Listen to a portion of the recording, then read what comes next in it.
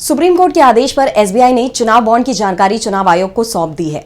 मंगलवार शाम 5:30 बजे एसबीआई की तरफ से ये जानकारी चुनाव आयोग को एक पेन ड्राइव में सौंपी गई और आज इससे जुड़ा एक एफिडेविट भी कोर्ट में फाइल कर दिया गया है।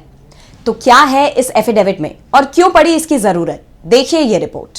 मंगलवार शाम 5:30 बजे एसबीआई ने चुनाव आयोग को एक पेन ड्राइव सौंपी।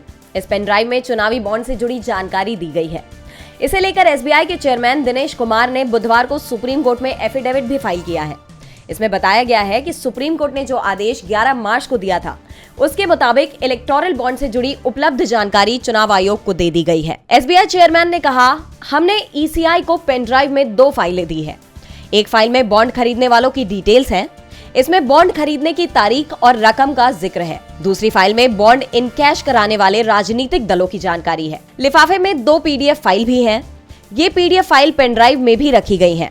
इन्हें खोलने के लिए जो पासवर्ड है वो भी लिफाफे में दिया गया है। एसबीआई ने सुप्रीम कोर्ट में जो हलफनामे दायर किए हैं, उसमें बताया गया है कि 1 अप्रैल 2019 से 15 फरवरी 2024 तक कुल 22,217 इलेक्टोरल बॉन्ड खरीदे गए।